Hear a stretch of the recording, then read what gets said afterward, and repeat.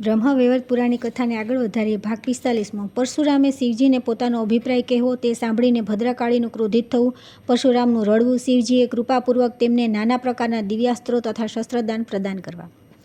ત્યાર પછી મહાદેવજીના પૂછવાથી પરશુરામજીએ કહ્યું, દયાનિધાન, હું ભૃગુવંશી જમદગ્નિનો પુત્ર પરશુરામ છું, તમારો દાસ છું, તમારો શરણાગત છું, તમે મારી રક્ષા કરો. ત્યાર પછી બહુ વૃત્તાંત વિસ્તારથી કહ્યા પછી પરશુરામે કહ્યું કે મેં પૃથ્વીને 21 વાર નિઃક્ષત્રિય કરવાની તથા મારા પિતાનો વધ કરનાર કાર્તિવીર્યને મારવાની પ્રતિજ્ઞા કરી છે. તમે મારી પ્રતિજ્ઞાને પૂરી કરો. આ વાત સાંભળીને ભગવતી પાર્વતી અને ભદ્રકાળીએ ક્રોધિત થઈ પરશુરામની નિંદા કરી. ત્યારે પરશુરામ ભગવતી ગૌરીની અને કાલિકાના ક્રોધભર્યા વચન સાંભળી મોટે મોટેથી રડવા લાગ્યા અને પ્રાણત્યાગ કરવા તૈયાર થઈ ગયા. ત્યારે દયાસાગર ભક્તો પર અનુગ્રહ કરનારા મહાદેવે બ્રાહ્મણ બાળકને રડતો જોઈ પ્રેમવશ થઈ અત્યંત વિનયપૂર્વક વાણી દ્વારા ગૌરી અને કાલિકાનો ક્રોધ શાંત કર્યો અને તે બંનેની તથા અન્ય બધાની સંમતિથી તેણે પરશુરામને આ પ્રમાણે કહ્યું. શંકરે કહ્યું કે હે વત્સ, આથી તમે મારા માટે એક શ્રેષ્ઠ પુત્ર સમાન થયા. તેથી હું તમને એવું ગુહ્ય મંત્ર પ્રદાન કરીશ જે ત્રણેય લોકોમાં દુર્લભ છે. એ જ પ્રમાણે એક એવું પરમ અદ્ભુત કવચ કહીશ જેને ધારણ કરીને તમે મારી કૃપાથી અનાયાસે જ કાર્તિવીર્યનો વધ કરી નાખશો. વિપ્રવર, તમે 21 વાર પૃથ્વીને ભૂપાલો રહિત કરી શકશો અને સંપૂર્ણ જગતમાં તમારી કીર્તિ વ્યાપ્ત થઈ જશે, એમાં શંકા નથી. નારદ એટલું કહીને શંકરજીએ પરશુરામને પરમ દુર્લભ મંત્ર અને ત્રિલોક્ય વિજય નામક એક પરમ અદ્ભુત કવચ આપ્યું. પછી સ્તોત્ર પૂજાનું વિધાન, પુરસ્ચરણપૂર્વક પૂજા વિધાનનું અનુષ્ઠાન, નિયમનો યથાર્થ ક્રમ, સિદ્ધિસ્થાન અને કાલની સંખ્યા વગેરે બતલાવ્યા. તે સમયે તેમણે વેદાંગ પણ ભણાવી દીધા. ત્યાર પછી શિવજીએ પરશુરામને નાગપાસ્ત્ર, પાશુપાતાસ્ત્ર, બ્રહ્માસ્ત્ર, આગ્નેયાસ્ત્ર, નારાયણાસ્ત્ર, વાયવાસ્ત્ર, વરુણાસ્ત્ર, ગંધર્વાસ્ત્ર, ગરુડાસ્ત્ર, ઝુંપણાસ્ત્ર, ગદા, શક્તિ, પરશુ, અમોઘ, ઉત્તમ, ત્રિશૂળ, વિધિપૂર્વક નાના પ્રકારના શાસ્ત્રાસ્ત્રોના મંત્ર, શાસ્ત્રાસ્ત્રોનો સંહાર અને સંધાન, અક્ષય, ધનુષ્ય, આત્મરક્ષાનો ઉપાય, યુદ્ધમાં વિજયી થવાની કળા અને પ્રકારના માયાયુદ્ધ, મંત્રપૂર્વક હુંકાર, પોતાની સેનાની રક્ષા તથા શત્રુ સેનાના વિનાશથી યુક્તિ, યુદ્ધ સંકટના સમયે નાના પ્રકારના અનુપમ ઉપાય, સંસારને મોહિત કરનારી તથા જરા મરણને હારનારી વિદ્યા પણ આપી. પરશુરામે ચિરકાળ સુધી ગુરુકુળમાં રહીને સંપૂર્ણ વિદ્યાઓ શીખી લીધી. પછી તીર્થમાં જઈને મંત્રસિદ્ધિ પ્રાપ્ત કરી. ત્યાર પછી શિવ વગેરે નમસ્કાર કરી તેઓ પોતાના આશ્રમ પર આવી ગયા. ત્યાર પછી આવે છે, શિવજીએ પ્રસન્ન થઈને પરશુરામને ત્રિલોક્ય વિજય નામક કવચ પ્રદાન કર્યું. નારદજીએ પૂછ્યું કે ભગવાન, હવે મારી એ સાંભળવાની ઈચ્છા છે કે ભગવાન શંકરે દયાવશ પરશુરામને કયો મંત્ર તથા કયું સ્તોત્ર અને કવચ આપ્યું હતું, તે મંત્રના આરાધ્ય દેવતા કોણ છે, કવચ ધારણ કરવાનું ફળ શું છે તથા સ્તોત્ર પાઠથી કયા ફળની પ્રાપ્તિ થાય છે, આ બધું તમે મને બતાવો. નારાયણ બોલ્યા, નારદ, તે મંત્રના આરાધ્ય દેવ ગોલોકનાથ, ગોપીશ્વર, સર્વસમત, પરિપૂર્ણતમ સ્વયં ભગવાન શ્રી કૃષ્ણ છે. શંકરે રત્ન પર્વતની પાસે સ્વયં પ્રભા નદીના તટ પર પારિજાત વનની મધ્યમાં સ્થિત આશ્રમમાં લોક દેવતા માધવ સમક્ષ પરશુરામને ત્રિલોક્ય વિજય નામક પરમ અદ્ભુત કવચ વિભૂતિ યોગથી પ્રગટ મહાન પુણ્યમય સ્વરાજ નામવાળું સ્તોત્ર અને સંપૂર્ણ કામનાઓનું ફળ પ્રદાન કરનારું મંત્રકલ્પતરુ નામક મંત્ર પ્રદાન કર્યો. મહાદેવે કહ્યું, ભૃગુવંશી મહાભાગ વત્સ, તમે પ્રેમના કારણે મને પુત્રથી પણ વધારે પ્રિય છો, તેથી આવો કવચ ગ્રહણ કરો. રામ, જે બ્રહ્માંડમાં પરમ અદ્ભુત અને વિજયપ્રદ છે તે શ્રીકૃષ્ણના ત્રિલોક્ય વિજય નામક કવચનું વર્ણન કરું છું, સાંભળો. પૂર્વકાળમાં શ્રીકૃષ્ણે ગોલોકમાં સ્થિત શ્રી વૃંદાવન નામક વનમાં રાધિકાશ્રમમાં રાસમંડળની મધ્યમાં આ કવચ મને આપ્યું હતું. આ અત્યંત ગોપનીય તત્વ સંપૂર્ણ મંત્ર સમુદાયનું મૂર્ત સ્વરૂપ, પુણ્યથી પણ વિધિને પુણ્યતર, પરમોત્કૃષ્ટ છે અને એ સ્નેહવશ તમને કહી રહ્યો છું, જેને વાંચીને તથા ધારણ કરીને મૂળ પ્રકૃતિ ભગવતી આદ્યશક્તિએ શુભ નિશુંભ મહિષાસુર અને રક્તબીજનો વધ કર્યો હતો, જેને ધારણ કરીને હું જગતનો સંહારક અને તત્વનો જાણકાર થયો છું તથા પૂર્વકાળમાં જે બહુ દૂર અને અવધ્ય હતા તે ત્રિપુરને હું રમત માત્રમાં બાળી શક્યો છું, જેને વાંચીને તથા ધારણ કરીને બ્રહ્માએ ઉત્તમ જગતનું સર્જન કર્યું છે, જેને ધારણ કરીને ભગવાન શેષ સમસ્ત વિશ્વને ધારણ કરે છે, જેને ધારણ કરીને કુર્મરાજ શેષને લીલાપૂર્વક ધારણ કરી રાખે છે, જેને ધારણ કરીને ભગવાન વાયુ વિશ્વના આધાર છે, જેને ધારણ કરીને વરુણ સિદ્ધિ અને કુબેરના ધનાધ્યક્ષ થયા, જેને વાંચીને અને ધારણ કરીને સ્વયં ઇન્દ્ર દેવતાઓના રાજા બન્યા, જેને ધારણ કરીને તેજોરાશિ સ્વયં સૂર્ય ભુવનમાં પ્રકાશિત થયા, જેને વાંચીને ધારણ કરીને ચંદ્રમાં મહાન બળ અને પરાક્રમથી સંપન્ન થયા, જેને વાંચીને અને ધારણ કરીને મહર્ષિ અગસ્ત્ય સાતે સમુદ્રનું આચમન કરી ગયા અને તેના તેજથી વાતાપી નામક દૈત્યને પચાવી ગયા, જેને વાંચીને ધારણ કરીને પૃથ્વીદેવી સર્વને ધારણ કરવામાં સમર્થ થયા, જેને વાંચીને અથવા ધારણ કરીને ગંગા સ્વયં પવિત્ર થઈને ભુવનોને પાવન કરનારી બની છે, જેને ધારણ કરીને ધર્માત્માઓમાં શ્રેષ્ઠ ધર્મ લોકા સાક્ષી બન્યા છે, જેને ધારણ કરીને સરસ્વતી દેવી સંપૂર્ણ વિદ્યાઓની અધિષ્ઠાત્રી દેવી થયા છે, જેને ધારણ કરીને પરાત્પરા લક્ષ્મી લોકોને અન્ન પ્રદાન કરનારા થયા છે, જેને વાંચીને ધારણ કરીને સાવિત્રીએ વેદોને જન્મ આપ્યો છે, ભૃગુનંદન, જેને વાંચીને ધારણ કરીને વેદો ધર્મના વક્તા થયા છે, જેને વાંચીને ધારણ કરીને અગ્નિ શુદ્ધ અને તેજસ્વી થયા છે, અને જેને ધારણ કરીને ભગવાન સનતકુમારોને જ્ઞાનીઓમાં સર્વશ્રેષ્ઠ સ્થાન મળ્યું છે. જે મહાત્મા સાધુ તથા કૃષ્ણ ભક્ત હોય તેને આ કવચ આપવું જોઈએ, કેમ કે એ પાત્ર ને આપના મૃત્યુને પ્રાપ્ત થાય છે. આ ત્રિલોક્ય વિજય કવચના પ્રજાપતિ ઋષિ છે. ગાયત્રી છંદ છે. સ્વયં રાશેશ્વર દેવતા છે અને ત્રિલોકના વિજય પ્રાપ્તિમાં આનો વિનિયોગ કરવાનો છે. આ પરાત્પર કવચ ત્રણેય લોકમાં દુર્લભ છે. ઓમ શ્રી કૃષ્ણાય નમઃ. સદા મારા મસ્તકની રક્ષા કરે. ઓમ કૃષ્ણાય સ્વાહા. આ પંચાક્ષર સદા કપાળને સુરક્ષિત રાખે. કૃષ્ણ નેત્રોની તથા કૃષ્ણ સ્વાહા આંખની પુતળીઓની રક્ષા કરે. હરિ નમઃ. સદા મારી ભ્રુકટીઓને બચાવે. ઓમ ગોવિંદાય સ્વાહા. મારા નાકની સદા રક્ષા કરે. ગોપાલાય નમઃ. મારા ગંડસ્થળોની સદા બધી બાજુથી રક્ષા કરે. ઓમ ગોપાંગનેશાય નમઃ. સદા મારા કાનોની રક્ષા કરે. ઓમ કૃષ્ણાય નમઃ. નિરંતર મારા બંને ઓઠોની રક્ષા કરે. ઓમ ગોવિંદાય નમઃ. સદા મારી દંતપંક્તિઓની રક્ષા કરે. ઓમ કૃષ્ણાય નમઃ. દાંતોના છિદ્રોની તથા ક્લીમ દાંતોના ઉર્ધ્વ ભાગની રક્ષા કરે. ઓમ શ્રી કૃષ્ણાય સ્વાહા. સદા મારા જીભની રક્ષા કરે. રાસેશ્વરાય સ્વાહા. સદા મારા તાળવાની રક્ષા કરે. રાધિકેશાય સ્વાહા. સદા મારા કંઠની રક્ષા કરે. ગોપાંગનેશાય નમઃ. સદા મારા વક્ષસ્થળની રક્ષા કરે. ઓમ ગણેશાય સ્વાહા. સદા મારા ખભાઓની રક્ષા કરે. નમઃ કિશોર વેશાય સ્વાહા. સદા પૃષ્ઠભાગની રક્ષા કરે. મુકુંદાય નમઃ. સદા મારા ઉદરની તથા ઓમ હિમ ક્લીમ કૃષ્ણાય સ્વાહા. સદા મારા હાથ પગની રક્ષા કરે. ઓમ વિષ્ણવે નમઃ. સદા મારી બંને ભુજાઓની રક્ષા કરે. ઓમ હિમ ભગવતે સ્વાહા. સદા મારા નખોની રક્ષા કરે. ઓમ નમો નારાયણ. સદા નખ છિદ્રોની રક્ષા કરે. ઓમ હિમ હિમ પદ્મનાભાય નમઃ. સદા મારી નાભીની રક્ષા કરે. ઓમ સર્વેશાય સ્વાહા. સદા મારા કંકાલની રક્ષા કરે. ઓમ ગોપી રમણાય સ્વાહા. સદા મારા નિતમની રક્ષા કરે. ઓમ ગોપી રમનાથાય સ્વાહા. સદા મારા પગની રક્ષા કરે. ઓમ હિમ શ્રીમ રસિકેશાય સ્વાહા. સદા મારા સર્વાંગોની રક્ષા કરે. ઓમ કેશવાય સ્વાહા. સદા મારા વાળની રક્ષા કરે. નમઃ કૃષ્ણાય સ્વાહા. સદા મારા બ્રહ્મરંધ્રની રક્ષા કરે. ઓમ માધવાય સ્વાહા. સદા મારા રૂવાટાની રક્ષા કરે. ઓમ હિમ શ્રીમ ઋષિકેશાય સ્વાહા. મારા સર્વસ્વની રક્ષા કરે. પરિપૂર્ણતમ શ્રી કૃષ્ણ પૂર્વ દિશામાં સર્વદા મારી રક્ષા કરે. સ્વયં ગોકુલનાથ અગ્નિકોણમાં મારી રક્ષા કરે. પૂર્ણ બ્રહ્મ સ્વરૂપ દક્ષિણ દિશામાં સદા મારી રક્ષા કરે. શ્રી કૃષ્ણ નૈઋત્ય કોણમાં મારી રક્ષા કરે. શ્રી હરિ પશ્ચિમ દિશામાં મારી રક્ષા કરે.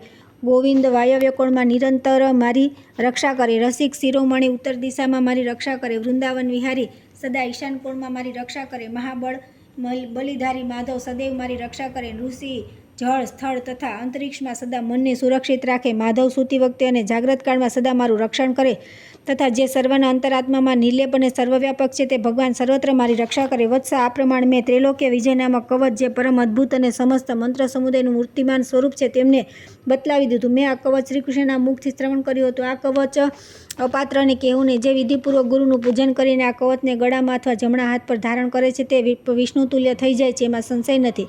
એ ભક્ત જ્યાં રહે છે ત્યાં લક્ષ્મી અને સરસ્વતી નિવાસ કરે છે. જો એને કવચ સિદ્ધિ થઈ જાય છે તો તે જીવનમુક્ત થઈ જાય છે અને તેને કરોડો વર્ષોની પૂજાનું ફળ પ્રાપ્ત થઈ જાય છે. હજારો રાજસૂય અને સેંકડો વાજપેયી 10,000 અશ્વમેઘ સંપૂર્ણ મહાન દાન તથા પૃથ્વીની પ્રદક્ષિણા એ બધા ત્રિલોક્ય વિજયના 16મા ભાગની બરાબરી કરી શકતા નથી. વ્રત ઉપાસનો નિયમ સ્વાધ્યાય અધ્યયન તપસ્યા અને સમસ્ત તીર્થોમાં સ્નાન આ બધા આની એક કળા જેટલા પણ નથી. જો મનુષ્ય આ કવચને સિદ્ધ કરી લે તો તેને સિદ્ધિ અમરતા અને શ્રીહરિની દાસતા સેવા વગેરે બધું જ અવશ્ય મળી જાય છે. જે આના 10 લાખ જપ કરે છે તેને આ કવચ સિદ્ધ થઈ જાય છે. તે ખરેખર સર્વજ્ઞ થઈ જાય છે. પરંતુ જે આ કવચના મહિમાને જાણ્યા વિના શ્રીકૃષ્ણનું ભજન કરે છે તેની બુદ્ધિ બહુ મન છે. તેને કરોડો કલ્પો સુધી જપ કરવા છતાં પણ મંત્ર સિદ્ધ થતો નથી. વત્સ આ કવચને ધારણ કરીને તમે આનંદપૂર્વક અનાયાસે નિશંક થઈને 21 વાર પૃથ્વીને ક્ષત્રિયો રહિત કરી નાખો. બેટા, પ્રાણ સંકટના સમયે રાજ્ય આપી શકાય છે, માથું કપાવી શકાય છે, પરંતુ આવા કવચનું દાન કરવું નહીં. ત્યાર પછી આવે છે શિવજીનો પરશુરામને મંત્ર, ધ્યાન, પૂજાવિધિ અને સ્તોત્ર પ્રદાન કરવું. પરશુરામે કહ્યું કે નાથ, જો સંપૂર્ણ અંગોની રક્ષા કરવાવાળું સુખદાયી મોક્ષપ્રદ સાર સર્વસ્વ તથા શત્રુઓના સંહારનું કારણ છે તે કવચ તો મને મળી ગયું. સામર્થ્યશાળી ભગવાન, હવે હું મુજ અનાથને મંત્ર, સ્તોત્ર અને પૂજાવિધિ પ્રદાન કરો, કેમ કે તમે શરણાગત વત્સલ છો. મહાદેવજી બોલ્યા, ભૃગુનંદન, ઓમ શ્રી નમઃ શ્રી કૃષ્ણાય પરિપૂર્ણતમાય સ્વાહા. આ સુપ્ત દક્ષાસર મહામંત્ર બધા મંત્રોમાં મંત્રરાજ છે. મુનિવાર 5 લાખ જપ કરવાથી આ મંત્ર સિદ્ધ થઈ જાય છે. તે સમયે જપનો દશાંશ હવન, હવનનો દશાંશ અભિષેક, અભિષેકનું દશાંશ તર્પણ અને તર્પણનું દશાંશ માર્જન કરવાનું વિધાન છે તથા 100 સોનામહોરો આ કાર્યક્રમમાં દક્ષિણા આપવાનું વિધાન છે. મુને, જે પુરુષને આ મંત્ર સિદ્ધ થઈ જાય છે તેના માટે વિશ્વ હાથમાં રાખેલા આમળા જેવું થઈ જાય છે. તે સમુદ્રને પી શકે છે, વિશ્વનો સંહાર કરવામાં સમર્થ થઈ શકે છે અને આ જ પંચ મહાભૂતના શરીરે વૈકુંઠમાં જઈ શકે છે. તેની ચરણ રજના સ્પર્શ માત્રથી સર્વ તીર્થ પવિત્ર થઈ જાય છે અને પૃથ્વી તત્કાળ પાવન થઈ જાય છે. મુને, જે ભોગ અને મોક્ષ આપનાર છે સર્વાત્મા શ્રીકૃષ્ણનું તે સામવેદોક્ત ધ્યાન મારા મુખથી શ્રવણ કરો. જે રત્ન નિર્મિત સિંહાસન પર આસીન છે, જેમનો વર્ણ નૂતન મેઘ જેવો શ્યામ છે, નેત્ર નીલકમળની શોભા છીનવી લે છે, મુખ શારદીય પૂર્ણિમાના ચંદ્રને માત કરી રહ્યું છે, તેના પર મંદ મુસ્કાનની શોભા છવાયેલી છે, જે કરોડો કામદેવા જેવા સુંદર લીલાના ધામ મનોહર અને રત્નોના આભૂષણોથી અલંકૃત છે, જેમના સંપૂર્ણ અંગો પર ચંદનના તિલક કરેલા છે, જેમણે શ્રેષ્ઠ પીતાંબર ધારણ કર્યું છે. મંદ મંદ હાસ્ય ગોપીઓને જેમની સામે નિહાળી રહી છે, જે પ્રફુલ્લ માલતી પુષ્પોની માળા તથા વનમાળાથી વિભૂષિત છે, જેમણે મસ્તક પર એવી કલગી ધારણ કરી છે જેમાં કુંદનના ઘણા પુષ્પ છે તથા જે કપૂરથી સુવાસિત છે, અને ચંદ્રમા તથા તારાઓથી યુક્ત આકાશની પ્રભાનો ઉપાસ કરી રહી છે, જેમના સર્વાંગમાં રત્નો આભૂષણ સુશોભિત છે, જે રાધાના વક્ષસ્થળમાં વિરાજમાન રહે છે. સિદ્ધેન્દ્ર, મુનિન્દ્ર અને દેવેન્દ્ર જેમની સેવામાં લાગેલા છે તથા બ્રહ્મા, વિષ્ણુ અને મહેશ્વર તથા શ્રુતિઓ જેમની સ્તુતિ કરે છે, તે શ્રીકૃષ્ણનું હું ભજન કરું છું. જે મનુષ્ય આ રીતે શ્રીકૃષ્ણનું ધ્યાન કરીને તેમની ષોડોપચારથી ભક્તિપૂર્વક તેમની પૂજા કરે છે, તે સર્વજ્ઞત્વ પ્રાપ્ત કરી લે છે. પૂજનની વિધિ આ પ્રમાણે છે. પ્રથમ ભગવાનને ભક્તિપૂર્વક અર્ધ્ય, પાદ્ય, આસન, વસ્ત્ર, આભૂષણ, ગૌ અર્ધ્ય, મધુપર્ક, પરમ ઉત્તમ યજ્ઞસૂત્ર, ધૂપ, દીપ, નૈવેદ્ય, પુનઃ આચમન, અનેક પ્રકારના પુષ્પ, સુવાસિત તાંબૂલ, ચંદન, અગર, કસ્તુરી, મનોહર, દિવ્ય શૈયા, માળા અને 3 પુષ્પાંજલિ નિવેદિત કરવા જોઈએ. ત્યાર પછી ષડંગની પૂજા કરીને પછી ગણોતની વિધિપૂર્વક પૂજા કરવી. ત્યાર પછી શ્રીદામા, સુદામા, વસુદામા, હરિભાનુ, ચંદ્રભાનુ, સૂર્યભાનુ અને સુભાનુ આ 7 શ્રેષ્ઠ પાર્ષદોનું ભક્તિભાવ સાથે પૂજન કરવું. પછી ગોપીશ્વરી, મૂળ પ્રકૃતિ, આદ્યાશક્તિ, શ્રીકૃષ્ણ શક્તિ અને કૃષ્ણ દ્વારા પૂજ્ય છે તે રાધિકાની ભક્તિપૂર્વક પૂજા કરવી. વિદ્વાન ગોપીઓના સમુદાય મુજ શાંત સ્વરૂપા મહાદેવ, બ્રહ્મા, પાર્વતી, લક્ષ્મી, સરસ્વતી, પૃથ્વી, વિગ્રહધારી સંપૂર્ણ દેવતા અને દેવષટકરનું પંચોપચારથી સારી રીતે પૂજન કરવું. ત્યાર પછી આ જ ક્રમથી શ્રીકૃષ્ણનું પૂજન કરવું. પછી ગણેશ, સૂર્ય, વિષ્ણુ, અગ્નિ, શિવ અને પાર્વતી આ 6 દેવોની સારી રીતે અર્ચના કરીને ઈષ્ટદેવની પૂજા કરવી. વિઘ્નનાશને માટે ગણેશનું, વ્યાધિનાશને માટે સૂર્યનું, આત્મશુદ્ધિ માટે અગ્નિનું, મુક્તિના માટે વિષ્ણુનું, જ્ઞાનના માટે શંકરનું અને પરમેશ્વરીની પ્રાપ્તિ માટે દુર્ગાનું પૂજન કરવાથી આ ફળ મળે છે. જો આમનું પૂજન કરવામાં ન આવે તો વિપરીત ફળ મળે છે. ત્યાર પછી ભક્તિભાવથી ઈષ્ટદેવનો પરિહાર કરીને સામવેદોક્ત સ્તોત્રનો પાઠ કરવો જોઈએ. તે સ્તોત્ર હું બતલાવું છું, તેને શ્રવણ કરો. મહાદેવે કહ્યું કે જે પરબ્રહ્મ, પરમધામ, પરમ જ્યોતિ, સનાતન, નિલિપ્ત અને સર્વના કારણ છે, તે પરમાત્માને હું નમસ્કાર કરું છું. જે સ્થૂળથી સ્થૂળતમ, સૂક્ષ્મથી સૂક્ષ્મતમ તથા સર્વના જોવા યોગ્ય, અદ્રશ્ય અને સ્વેચ્છાચારી છે, તે ઉત્કૃષ્ટ દેવને હું પ્રણામ કરું છું. જે સાકાર, નિરાકાર, સગુણ, નિર્ગુણ, સર્વના આધાર, સર્વ સ્વરૂપ અને સ્વેચ્છાનુસાર રૂપ ધારણ કરવાવાળા તે પ્રભુને મારું અભિવાદન છે. જેમનું રૂપ અત્યંત સુંદર છે, જે ઉપમા રહિત છે અને અત્યંત કાલરૂપ ધારણ કરે છે, તે સર્વવ્યાપી ભગવાનને હું મસ્તક ઝુકાવું છું. જેઓ કર્મરૂપ સમસ્ત કર્મોનો સાક્ષી ફળ અને ફળદાતા છે, તેવા સર્વરૂપને મારા નમસ્કાર છે. જે પુરુષ પોતાની કળાથી વિભિન્ન મૂર્તિ ધારણ કરીને સૃષ્ટિના રચયિતા, પાલક અને સંહારક છે તથા કળાંશથી નાના પ્રકારની મૂર્તિ ધારણ કરે છે, તેમના ચરણોમાં હું પ્રણામ કરું છું. જે માયાને વશીભૂત થઈને સ્વયં પ્રકૃતિરૂપ છે અને સ્વયં પુરુષ છે તથા સ્વયં તે બંનેથી પર છે, તે પરાત્પરને હું સદા નમસ્કાર કરું છું. જેઓ પોતાની માયા વડે સ્ત્રી, પુરુષ અને નપુંસકનું રૂપ ધારણ કરે છે તથા જે દેવ સ્વયં માયા અને માયાપતિ છે, તેમને મારા પ્રણામ છે. તેઓ સંપૂર્ણ દુઃખોમાંથી ઉગારનારા, સર્વ કારણોના કારણ અને સમસ્ત બ્રહ્માંડોના ધારણ કરે છે, સર્વના કારણ સ્વરૂપ છે, તે પરમેશ્વરને હું પ્રણામ કરું છું. જેઓ તેજસ્વીઓમાં સૂર્ય, સંપૂર્ણ પ્રજાતિઓમાં બ્રાહ્મણ અને નક્ષત્રોમાં ચંદ્રમા છે, તે જગદીશ્વરને મારા પ્રણામ છે. જે રુદ્રો, વૈષ્ણવો અને જ્ઞાનીઓમાં શંકર છે તથા જે નાગોમાં શેષનાગ છે, તે જગતપતિને હું મસ્તક ઝુકાવું છું. જે પ્રજાપતિઓમાં બ્રહ્મા, સિદ્ધોમાં સ્વયં કપિલા અને મુનિઓમાં સનતકુમાર છે, જે જગતગુરુને હું પ્રણામ કરું છું. જે દેવતાઓમાં વિષ્ણુ, દેવીઓમાં સ્વયં પ્રકૃતિ, મનુઓમાં સ્વયંભૂ મનુ, મનુષ્યોમાં વૈષ્ણવ અને નારીઓમાં સતરૂપા છે, તે બહુ રૂપધારીને હું નમસ્કાર કરું છું. જે ઋતુઓમાં વસંત, મહિનાઓમાં માર્ગશીર, તિથિઓમાં એકાદશી, તે સર્વ રૂપને હું પ્રણામ કરું છું. જે પત્રોમાં તુલસીપત્ર, કાષ્ઠમાં ચંદન અને વૃક્ષોમાં કલ્પવૃક્ષ છે, તે જગતપતિને મારા પ્રણામ છે. પુષ્પોમાં પારિજાત, અન્નમાં ધાન અને ભક્ષ્ય પદાર્થોમાં અમૃત છે, તે અનેક રૂપધારીને હું મસ્તક ઝુકાવું છું. જે ગજરાજોમાં ઐરાવત, પક્ષીઓમાં ગરુડ, ગાયોમાં કામધેનુ, તે સર્વ રૂપને હું નમસ્કાર કરું છું. તે તેજસ પદાર્થોમાં સુવર્ણ, ધાન્યોમાં જવ અને પશુઓમાં સિંહ છે, તે શ્રેષ્ઠ રૂપધારીને હું નમસ્કાર કરું છું. જે યક્ષોમાં કુબેર, ગ્રહોમાં બૃહસ્પતિ અને દિક્પાલોમાં મહેન્દ્ર છે, તે પરમશ્રેષ્ઠ પરમાત્માને હું નમસ્કાર કરું છું. જે મંત્રોમાં વિષ્ણુ મંત્ર, તીર્થોમાં સ્વયં ગંગા અને ઇન્દ્રિયોમાં મન છે, તે સર્વશ્રેષ્ઠને મારા નમસ્કાર છે. જે શાસ્ત્રોમાં સુદર્શન ચક્ર, વ્યાધિઓમાં વૈષ્ણવ જ્વર અને તેજોમાં બ્રહ્મતેજ છે, તે વર્ણિય પ્રભુને મારા પ્રણામ છે. જે બળવાનોમાં પ્રારબ્ધ, કર્મફળ, ભોગ, ગતિશીલોમાં મન અને ગણના કરનારાઓમાં કાળ છે, તે વિલક્ષણ દેવને હું અભિવાદન કરું છું. જે ગુરુઓમાં જ્ઞાનદાતા, બંધુઓમાં માતૃરૂપ અને મિત્રોમાં જન્મદાતા, પિતૃરૂપ, તે સારૂપ પરમેશ્વરને હું મસ્તક ઝુકાવું છું. જે શિલ્પીઓમાં વિશ્વકર્મા, રૂપવાનોમાં કામદેવ અને સ્ત્રીઓમાં પતિવ્રતા છે, તે નમનીય પ્રભુને મારા અભિવાદન છે. જે પ્રિય પ્રાણીઓમાં પુત્રરૂપ, મનુષ્યોમાં નરેશ્વર અને યંત્રોમાં શાલિગ્રામ છે, તે વિશિષ્ટને હું નમસ્કાર કરું છું. જે જળમાં શીતલતા, પૃથ્વીમાં ગંધ અને આકાશમાં શબ્દરૂપે વિદ્યમાન છે, તે વંદનીને હું અભિવાદન કરું છું. જે યજ્ઞોમાં રાજસૂય અને છંદોમાં ગાયત્રી છંદ તથા જે ગંધર્વોમાં ચિત્રરથ છે, તે પરમ મહનીયને હું મસ્તક ઝુકાવું છું. જે ગવ્ય પદાર્થોમાં દૂધ સ્વરૂપ, પવિત્ર કરનારાઓમાં અગ્નિ અને પુણ્યપ્રદોમાં સ્તોત્ર છે તે શુભદાયકને હું પ્રણામ કરું છું. જેઓ તૃણમાં દર્ભ, શત્રુઓમાં રોગ, ગુણોમાં શાંતરૂપ છે તેવા વિચિત્ર રૂપધારીને હું પ્રણામ કરું છું. જે તેજરૂપ, જ્ઞાનરૂપ, સર્વરૂપ અને મહાન છે તે બધાના દ્વારા અનિર્વચનીય, સર્વવ્યાપી સ્વયં પ્રભુને મારા નમસ્કાર છે. જે સર્વાધાર રૂપોમાં વાયુ અને નિત્ય રૂપધારીઓમાં આત્મા સમાન છે. તેથી વિદ્વાનો જેમની સ્તુતિ કરવામાં અસમર્થ છે તથા જેમના ગુણગાન વાણીની મર્યાદાની બહાર છે, ભલા તેમની સ્તુતિ કોણ કરીને પામી શકે? જેની સ્તુતિ કરવામાં વેદો પણ સમર્થ નથી તથા સરસ્વતી જળ જેવા થઈ ગયા છે, મન વાણીથી પર તે ભગવાન કયો વિદ્વાન સ્તવન કરી શકે? જે શુદ્ધ તેજ સ્વરૂપ ભક્તોના માટે મૂર્તિમાન, અનુગ્રહ અને અત્યંત સુંદર છે તે શ્યામ રૂપધારી પ્રભુને મારા અભિવાદન છે. જેમની 2 ભુજાઓ છે, મુખ પર મુરલી સુશોભિત છે, કિશોરાવસ્થા છે, જે આનંદપૂર્વક મલકાઈ રહ્યા છે, ગોપાંગનાઓ નિરંતર જેમની સામે નિહાળ્યા કરે છે તેમને મારા પ્રણામ છે. જે રત્ન નિર્મિત સિંહાસન પર વિરાજમાન છે અને રાધા દ્વારા આપેલા પાનને ચાવી રહ્યા છે તે મનોહર રૂપધારી ઈશ્વરને પ્રણામ કરું છું. જેઓ રત્નોના આભૂષણોથી સારી રીતે સુસજ્જ છે તથા જેમના પર ગોપ કુમારો શ્વેત ચામર ઢોળી રહ્યા છે તેમને હું નમસ્કાર કરું છું. રમણીય વૃંદાવનમાં રાસમંડળની મધ્યમાં સ્થિત થઈને રાસક્રીડામાં, ઉલ્લાસમાં, રખમાં ઉત્કંઠિત થઈને તે રાસેશ્વરને મારા પ્રણામ છે. તે સુસૃત શૃંગોમાં શિખર પર, મહાશૈલ પર, ગોલોક રત્ન પર્વત પર તથા વિરજા નદીના રમણીય તટ પર વિહાર કરવાવાળા તેમને મારા નમસ્કાર છે. જે પરિપૂર્ણતમ, શાંત, રાધાના પ્રિયતમ, મનનું હરણ કરનારા, સત્યરૂપ અને બ્રહ્મ સ્વરૂપ છે તે અવિનાશી શ્રીકૃષ્ણનું અભિવાદન કરું છું. જે મનુષ્ય ભારતવર્ષમાં શ્રીકૃષ્ણના સ્તોત્રનો 3 સમય પાઠ કરે છે તે ધર્મ, અર્થ, કામ અને મોક્ષદાતા થઈ જાય છે. આ સ્તોત્રની કૃપાથી શ્રીહરિમાં તેની ભક્તિ દ્રઢ થઈ જાય છે અને તે આ લોકમાં વિષ્ણુતુલ્ય જગત પૂજ્ય બની જાય છે. તે શાંતિ લાભ કરીને સમસ્ત સિદ્ધોનો ઈશ્વર થઈ જાય છે અને અંતમાં શ્રીહરિના પરમપદને પ્રાપ્ત કરી લે છે તથા પૃથ્વી પર પોતાના તેજ અને યશની સૂર્યની જેમ પ્રકાશિત થાય છે. તે જીવનમુક્ત શ્રીકૃષ્ણ ભક્ત સદા નિરોગી, ગુણવાન, વિદ્વાન, પુત્રવાન અને ધનવાન થઈ જાય છે. એમાં સહેજ પણ સંશય નથી. તે નિશ્ચયપણે 6 વિષયોનો જાણકાર, 10 બળોથી સંપન્ન, મન જેવો વેગશાળી, સર્વજ્ઞ, સર્વસ્વ દાન કરનારો અને સંપૂર્ણ સંપદાઓનો દાતા થઈ જાય છે તથા શ્રીકૃષ્ણની કૃપાથી તે નિરંતર કલ્પવૃક્ષ જેવો બની રહે છે. વત્સ, આ પ્રમાણે મેં આ સ્તોત્રનું વર્ણન કરી દીધું. હવે તમે પુષ્કર ક્ષેત્રમાં જાઓ અને ત્યાં યંત્ર સિદ્ધ કરો. ત્યાર પછી તમને અભીષ્ટ ફળ પ્રાપ્ત થશે. મુનિશ્રેષ્ઠ, આ પ્રમાણે કહી શ્રીકૃષ્ણની કૃપાથી તથા મારા આશીર્વાદથી તમે સુખપૂર્વક 21 વાર પૃથ્વીને ક્ષત્રિયોથી શૂન્ય કરો.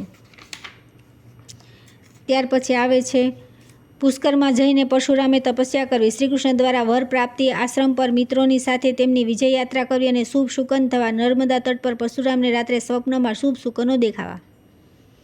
શ્રી નારાયણ કહે છે કે નારદ, ત્યાર પછી ભૃગુવંશી પરશુરામ હર્ષપૂર્વક શિવ, દુર્ગા તથા ભદ્રકાળીને પ્રણામ કરીને પુષ્કર તીર્થમાં ગયા અને ત્યાં મંત્ર સિદ્ધ કરવા લાગ્યા. ત્યાં તેમણે 1 મહિના સુધી અન્નજળનો પરિત્યાગ કરી દીધો અને ભક્તિપૂર્વક શ્રીકૃષ્ણ ચંદ્રનું ધ્યાન કરતા રહીને વાયુ રોકી લીધો. પછી આંખો ખોલીને જોયું તો આકાશ એક અદ્ભુત તેજથી વ્યાપ્ત દેખાયું. તે તેજથી 10 દિશાઓ પ્રકાશિત થઈ રહી હતી અને સૂર્યનું તેજ ઝાંખું પડી ગયું હતું. તે તેજોમંડળની મધ્યમાં તેમને એક વિમાન દેખાયું જેમાં એક અત્યંત શ્રેષ્ઠ પુરુષ દેખાતા હતા. તેઓ ભક્તો પર અનુગ્રહ કરનારા હતા.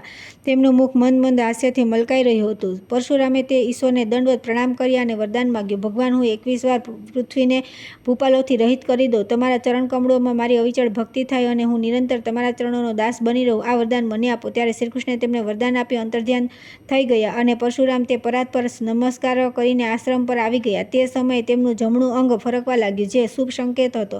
રાત્રે તેમને મનોવાંછિત સિદ્ધિ આપનારું શુભ સ્વપ્ન પણ દેખાયું. તેનાથી તેઓ પ્રસન્નચિત્ત થઈ ગયા. તેમણે સ્વજનોને સંપૂર્ણ વૃત્તાંત પૂરી રીતે કહીને આનંદપૂર્વક આશ્રમમાં નિવાસ કરવા લાગ્યા. ત્યાર પછી મહાબળી પરશુરામે પોતાના શિષ્યોને બોલાવી તેમને એક સાથે અનેક પ્રકારના સલાહ સૂચન કર્યા અને તેમણે પોતાનું પૂર્વનું વૃત્તાંત કહીને શુભ મુહૂર્તમાં તેઓ તેમની સાથે વિજયયાત્રા માટે તૈયાર થયા. તે સમયે પરશુરામે મંગળ શુકન દેખાવા લાગ્યા અને વિજયની સૂચના આપનારા શબ્દો સંભળાય. ત્યારે તેમણે મનમાં બધાનો વિચાર કરી નિશ્ચય કરી લીધો કે મારો વિજય થશે અને શત્રુઓનો સંહાર થશે. યાત્રાના અવસર પર એકાએક મુનિને પોતાની સામે મોરના ટહુકા, સિંહની ગર્જના, ઘંટનાદ અને દુંદુભીનો ધ્વનિ, સંગીત, કલ્યાણકારી નવીન સંકેતિક શબ્દો અને વિજય સૂચક વાદળોનો ગડગડાટ સંભળાયો. તે સમયે આકાશવાણી પણ થઈ કે તમારો વિજય થશે. આ પ્રમાણે અનેક પ્રકારના શુભ સંકેતોને સાંભળીને ભગવાન પરશુરામે યાત્રાનો આરંભ કર્યો. નીકળતા જ તેમણે પોતાની આગળ બ્રાહ્મણ, વંદી, જ્યોતિષીઓ અને ભિક્ષુકોને જોયા. પછી આભૂષણોથી સજ્જ એક પતિ પુત્ર સંપન્નતા સ્ત્રી હાથમાં પ્રજ્વલિત દીપ લઈને મલકાતી આવી રહી.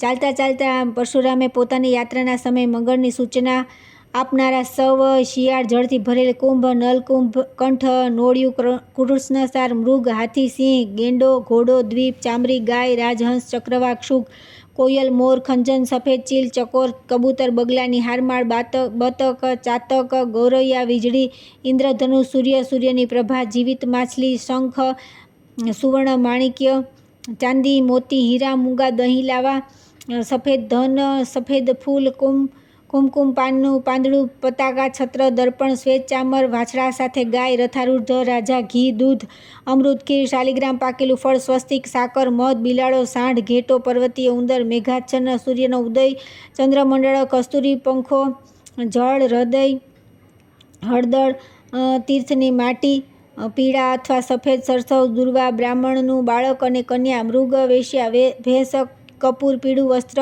ગૌમૂત્ર ગોબર ગાયની રજ ગાયનો માર્ગ રમણીય ગૌશાળા સુંદર ગોગતી આભૂષણ દ્રેવ પ્રતિમા પ્રજ્વલિત અગ્નિ મહોત્સવમાં તાંબુ સ્ફટિકમાં વેશ સિંદૂરમાળા ચંદન સુગંધ હીરા અને રત્ન જોયા. તેમણે સુગંધિત વાયુની સુગંધ અને બ્રાહ્મણોના આશીર્વાદ પ્રાપ્ત થયા. આ પ્રમાણે માંગલિક અવસર જાણીને તેઓ હર્ષપૂર્વક આગળ વધ્યા અને સૂર્યાસ્ત થતાં નર્મદાના તટ પર પહોંચી ગયા. ત્યાં તેમને એક અત્યંત મનોહર દિવ્ય અક્ષય વટ દેખાયો. ત્યાં અત્યંત ઊંચો વિસ્તૃત અને ઉત્તમ પાવન આશ્રમ સ્થાન હતું. ત્યાં સુગંધિત વાયુ વાહી રહ્યો હતો. ત્યાં પુલસ્યનંદને તપસ્યા કરી હતી.